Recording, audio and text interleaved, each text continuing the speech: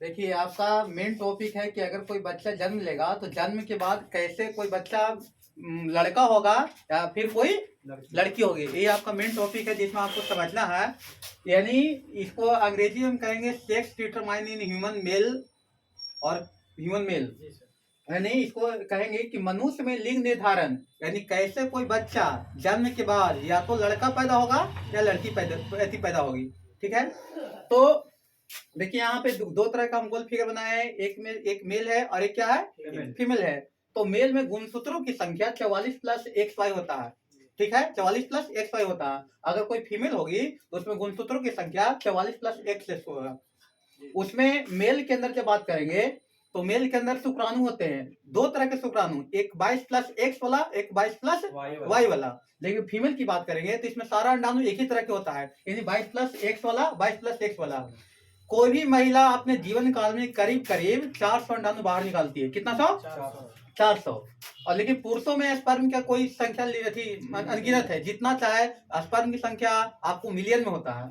अब हम बात ये करेंगे कि शुक्राणु कितना तरह के, तो दो तरह के। ठीक है ना, 22 प्लस X वाला और 22 प्लस Y वाला। तो याद ये रखेंगे कि जब भी मतलब कि आपका कोई संतान अगर जन्म लेगा तो आधा हिस्सेदारी पुरुष का और आधा हिस्सेदारी महिला का होगा। ठीक है, तो यहाँ से 22 प्लस X है, तो मान के लिए 22 प्लस X आपका मेल के अंदर है। ठीक है ना, तो अगर शुक्राणु, आप जानते होंगे कि कोई भी बच्चे का निर्माण शुक्राणु और अंडाणु के मिलने से होता है। शुक्राणु आपको पुरुष के अंदर पाया जाता है, अंडाणु आपका महिला के अंदर पाए जाते हैं। ठीक है, तो मान के चलिए कि यहाँ 22 प्लस अगर X यहाँ से आएगा तो 22 प्लस X यहाँ से आएगा और 22 प्लस X यहाँ से आया, तो 22 प्लस X शुक्राणु के अंदर है और 22 प्लस X अंडाणु के अंदर है। तो अगर हम इसको काउंट कीजिएगा तो 22 यहाँ से और 22 वहां से, तो 22 22 44, एक X यहाँ से और एक X यहाँ से, तो इसको अगर कुल काउंट कीजिएगा तो 44 प्लस X होगा। ऐसा बच्चा जन्म के बाद क्या होगी, तो लड़की होगी। यहाँ तक समझ में आ गया। अब ये देखेंगे कि यहाँ से एक और शुक्राणु है 22 प्लस Y वाला, तो अगर 22 प्लस यहाँ से आया, याद ये रखेंगे कि अगर एक आएगा पुरुष से तो दूसरा आएगा महिला से, स्त्री से। तो यहाँ से 22 प्लस X आया है और यहाँ से भी क्या आया है, तो देखिए यहाँ से 22 प्लस X आया है, तो 22 यहाँ से और 22 यहाँ से, तो कितना 44, एक Y यहाँ से और एक X यहाँ से, तो आपका 44 प्लस XY। ऐसा बच्चा जन्म के बाद क्या होगा, तो लड़का होगा। फिर आगे देखिए कि यहाँ से 22 प्लस क्या आया है, X आया है, यहाँ से भी 22 प्लस क्या आया है, X। तो 22 यहाँ से 22 यहाँ से, तो 22 22 44 और एक X यहाँ से और एक X यहाँ से, तो 44 प्लस X, तो ये क्या होगा, तो लड़की होगी। उसके बाद आगे देखेंगे कि 22 प्लस Y यहाँ से और 22 प्लस X यहाँ से, तो 22 22 44 और एक से Y यहाँ से और एक X यहाँ से, तो कितना होगा, लड़की होगी। यानी 44 प्लस X, हाँ यानी सॉरी लड़का होगा। यानी कहने का मतलब कि पुरुष का गुणसूत्र ये निर्धारण करता है कि जन्म लेने के बाद बच्चा लड़का होगा कि लड़की, यानी महिला को कोई इसमें अधिकार नहीं है लड़का और लड़की को अंतिम पैदा करने में। अब ये इसमें से आपका जो शुक्राणु है इसको हम युग्मक कहते हैं, क्या बोलते हैं, युग्मक। लेकिन शुक्राणु पाए जाते हैं नर के अंदर, किसके अंदर, नर के अंदर, इसलिए शुक्राणु को हम कहेंगे कौन युग्मक, नर युग्मक। यानी शुक्राणु को हम कहेंगे नर युग्मक, और जो अंडाणु है वो फीमेल के अंदर पाई जाती है, यानी मादा के अंदर, इसलिए हम अंडाणु को बोलते हैं मादा युग्मक। यानी शुक्राणु नर युग्मक और अंडाणु मादा युग्मक। और शुक्राणु को और अंडाणु को मिलने से जो चीज बनता है उसको बोलते हैं जाइगोट। क्या बोलते हैं, जाइगोट। जाइगोट को हम हिंदी में बोलते हैं, यानी इसको अंग्रेजी में जब लिखेंगे तो जाइगोट इस तरह से लिखेंगे, लेकिन जाइगोट को जब हिंदी में कहेंगे तो युग्मनज, क्या बोलेंगे, युग्मनज। लेकिन युग्मनज कहने में थोड़ा सा लोगों को ज्यादा परेशानी होती है, लेकिन जाइगोट कहेंगे तो हम सीधा सीधा बढ़ा है। यही जाइगोट आगे वृद्धि करके बनता है भ्रूण। क्या बनता है, अंग्रेजी में इसको बोलेंगे एम्ब्रियो। क्या बोलेंगे, एम्ब्रियो, और इसको हिंदी में कहेंगे भ्रूण। यदि जब तक बच्चा गर्भ में है तब तक क्या कहलाएगा, भ्रूण। लेकिन भ्रूण तभी होगा जब जाइगोट का वृद्धि होगा, तब होगा। उसके बाद भ्रूण आगे वृद्धि करके यही आपको क्या बनता है, तो बच्चा बनता है। यानी बच्चा तब होगा जब उसको, यदि जन्म हो गया तब, जब तक पेट में है तब क्या कहलाएगा, भ्रूण। जब उसका जन्म हो गया तो क्या होगा, तो बच्चा कहलाएगा। तो यानी बच्चा से पहले क्या था, जब पीछे की ओर चलेंगे तो बच्चा से पहले क्या था, भ्रूण था, भ्रूण से पहले क्या था, युग्मनज, युग्मनज के चीज से मिलकर बना तो दो चीज, पुरुष का शुक्राणु और मादा का अंडाणु, दोनों मिला तो क्या बना, तो जायगोट बना। जी सर, समझ गए होंगे। अच्छा बताइए, हाँ इनका एक सवाल था कि यानी हर एक स्त्री में गुणसूत्र की संख्या 44 प्लस एक्स होता है, ये कंफर्म है, लेकिन इनका कहना था कि अगर मान के चलिए कि अगर एक ही एक्स हो तो क्या होगा, तो यानी गुणसूत्र की संख्या होना चाहिए 46, लेकिन हो गया 45। तो ऐसा देखने में महिला होगी, ठीक है ना, आप उसको देख करके नहीं कह सकते कि महिला नहीं है, लेकिन उसके अंदर का जो रिप्रोडक्टिव ऑर्गन होगा, जो जनन अंग होगा, जहां से अंडाणु निकलता है वो अपरिपक्व होगा। अपरिपक्व कहने का मतलब कि अंडाशय से अंडाणु निकलने की क्षमता नहीं होगी, ऐसी महिलाओं को हम बोलते हैं, आप सुने होंगे बांझपन, ठीक है ना, देखने में साधारण, देखने में साधारण, लेकिन क्या रहेगा, तो बांझपन रहेगा, और इसका कोई इलाज किन्नर भी नहीं, किन्नर कोई इलाज नहीं। किन्नर उसको नहीं बोलते, किन्नर होता है कि गुणसूत्र की संख्या 44 प्लस XXY हो जाएगा।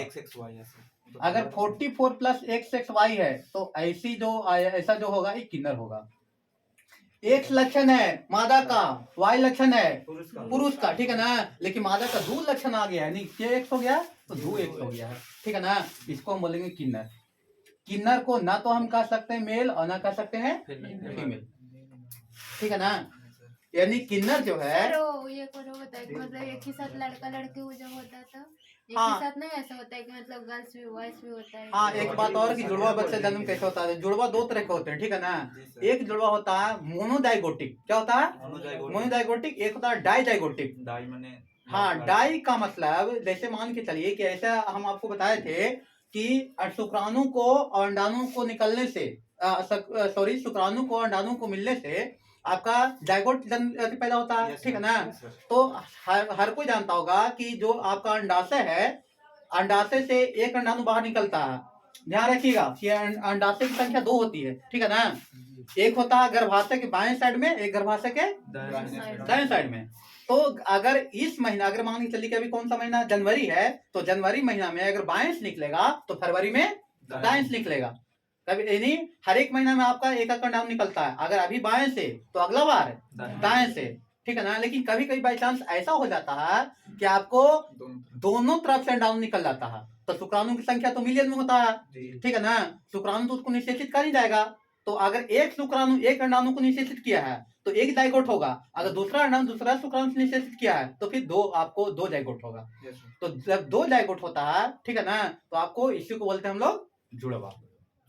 हाँ यानी अगर हम बात करेंगे कि अगर अंडाशय इस तरह से है, ठीक है ना, अंडाशय इस तरह से है और यहाँ पे अगर आपका गर्भाशय है, गर्भाशय कुछ इस तरह का होता है, यानी यहाँ पे आपका फैलोपियन ट्यूब होता है और इसको बोलते हैं ओवरियन लिगामेंट, जिससे जुड़ा रहता है, और आपका फैलोपियन ट्यूब है, इसको हम फैलोपियन ट्यूब बोलते हैं, और गर्भाशय के अंदर एक ऐसा ये लाइनिंग ऑफ यूटेरस इसको बोलते हैं, इस तरह का होता है, ठीक है, तो यानी इधर बाएं वाला, इधर कौन वाला, दाएं वाला, तो यहाँ से अंडाणु मान के चलिए निकल करके आया, निकल करके यहाँ पे यहाँ पे आ गया है, यहाँ से क्या जाएगा, शुक्राणु जाएगा, और मान के चलिए कि यहाँ से शुक्राणु अगर इसको निषेचित कर गया तो एक जायगोट बन गया, ठीक है ना, और मान के चलिए कि अगर यहाँ से भी अंडाणु अगर निकल के आया तो शुक्राणु कई सारा है, इसको भी अगर निषेचित कर गया तो ये दोनों आकर के यहाँ पे इम्प्लांट हो जाएंगे, दोनों बैठ जाएगा, और एक यानी कहने का मतलब जो आपका जायगोट एक होना चाहिए था तो कितना हो जाएगा, तो 2 हो जाएगा, ऐसा बच्चा क्या होगा, तो जुड़वा होगा। लेकिन ध्यान रखिए कि जुड़वा जो बच्चा को जन्म देती जो स्त्री, उसका जो गर्भाशय का साइज क्या होता है, तो बड़ा होता है। गर्भाशय जो है, ये आपका गर्भाशय है, ये 3 लेयर का बना होता है, अंदर वालों को बोलते हैं इंडोमेट्रियम, बीच वालों को पेरीमेट्रियम और बाहर वालों को मायोमेट्रियम।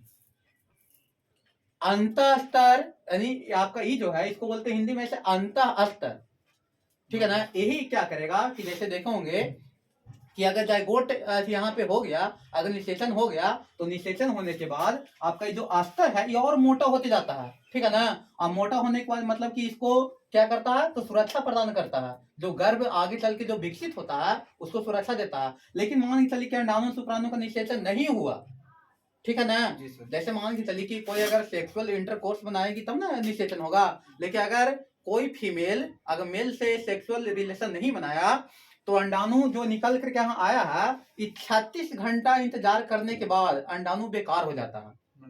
हाँ, यानी अंडाणु खत्म हो जाता है। आई जो परत बन रहा था किनारे किनारे, इसको सुरक्षा देने के लिए ये परत का भी जरूरत क्या होता है, समाप्त हो जाता है, ठीक है ना। और समाप्त होने के बाद धीरे धीरे टूटना शुरू हो जाता है, और टूट करके इस रास्ता से क्या होता है, बाहर निकल जाता है, जिसको हम लोग मासिक चक्र या शॉर्ट में इसको हम लोग एमसी के नाम से जानते हैं।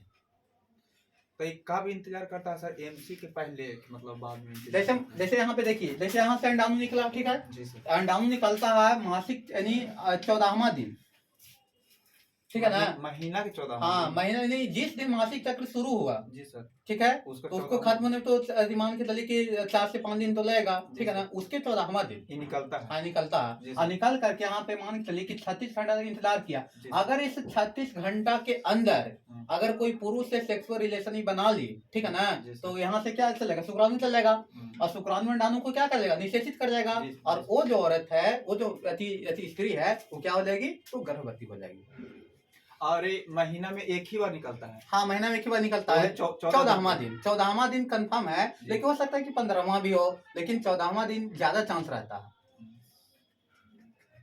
यानी जो 14वां दिन आपका है, वो आपको चांस ज्यादा रहता है। जब अंडाणु से यानी कोई भी अंडाशय से जब अंडाणु निकलता है, उसको बोलते हैं ओवुलेशन। तो ओवुलेशन का जो डेट है वो कितना दिन है, तो 14वां दिन है। अगर इस 14वां दिन के अंदर यानी आसपास, अभी बताएं कि कोई अगर महिला है वो किसी पुरुष के साथ सेक्सुअल रिलेशन बनाती है, ठीक है ना, तो प्रेगनेंसी का चांस सबसे ज्यादा रहता है। लेकिन अगर 36 घंटा के बाद ही अति सेक्सुअल रिलेशन बनाई, तो अंडाणु 36 घंटा के बाद क्या होता है, समाप्त हो जाता है, यानी रैप्चर हो जाता है, और इस परत का भी जरूरत क्या होता है, समाप्त हो जाता है, और परत धीरे टूट करके इस रास्ता से क्या होता है, बाहर निकल जाता है। ठीक है, बात मान लिया आपको। हाँ। ये तो खत्म होता हुआ, तो फिर तो ये महीना हाँ, पूर्ति होने पे निकलता होगा। हाँ, जैसे मान लीजिए कि ये खत्म हो गया, जी सर, ठीक है, ये टूट के बाहर निकल गया, तो फिर ऊपर की तरफ चलने लगता है दोबारा। जी, तो फिर उसी समय ना बाहर आएगा कि तुरंत आ जाएगा? किस समय मतलब 1 महीना पूरा होगा, उस चक्र के हाँ। समय ना आएगा बाहर वो मारा हुआ चीज? नहीं, ये जो ये बाहर आएगा, जैसे मान के चलिए कि हाँ, जैसे मान के चलिए किसी में 5 तारीख को अगर मासिक चक्र शुरू हुआ, डेट गिनते हैं, ठीक है ना, और मान के चलिए कि अभी महीना जनवरी, तो अगला अगर महीना फरवरी आएगा तो 5 तारीख को शुरू हुआ, ठीक है ना, और फिर अगला भी अगर 5 तारीख के उसमें मतलब कि टूट करके अगर यहाँ से बाहर निकलने लगता है, तो इसको हम काउंट करें कि मासिक चक्र का जो डेट हुआ वो क्या दिन हुआ, तो 30 दिन। यानी और इसको बाहर निकलने में कम से कम तो डेट उस तारीख को गिनेंगे जिस दिन से मासिक चक्र आपका क्या हो गया, तो शुरू हो गया। जनवरी में 5 तारीख को शुरू हुआ था, और फिर फरवरी में 5 तारीख आ गया, तो मासिक चक्र का डेट हुआ पूरे क्या दिन, तो 30 दिन हुआ। अगर उसके पहले आ जाता है, ठीक है ना, तो आप उसके पहले का डेट गिनिए। इसको हम कैलेंडर वाइज मान सकते हैं। मतलब ये लिमिट ना है कि कितना, मतलब टाइम लिमिट ना है कोई के, मतलब अपना अथी एनर्जी। हाँ, अथी मासिक चक्र का अथी मासिक स्राव का जो अवधि होता है, वो मिनिमम आपको होता है 1 से लेकर के 7 दिन तक होता है। इसी में अथी मतलब निकलने में 2 दिन में भी अथी मतलब जो टूटा हुआ है वो भाग निकल जाएगा, और यानी मिनिमम 1 दिन और मैक्सिमम 7 दिनों का होता है। तो आप लोग समझ गए होंगे कि कैसे कोई बच्चा जन्म के बाद लड़का होगा या फिर लड़की होगी। किसका गुणसूत्र निर्भर करता है, पुरुष का या फिर स्त्री का? पुरुष का है ना, यानी पुरुष का गुणसूत्र जिम्मेवार होता है कि कोई बच्चा जन्म के बाद लड़का पैदा होगी या लड़की पैदा होगी, ठीक है।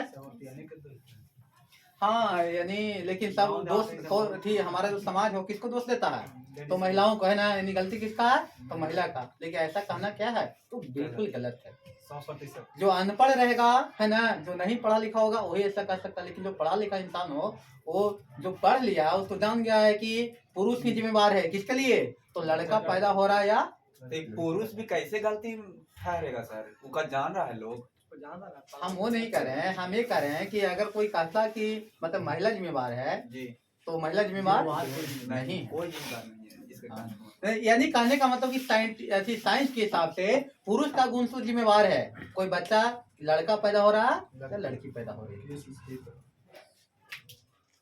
ओके जी सर। और इसमें कोई प्रॉब्लम तो बोलिए। नहीं।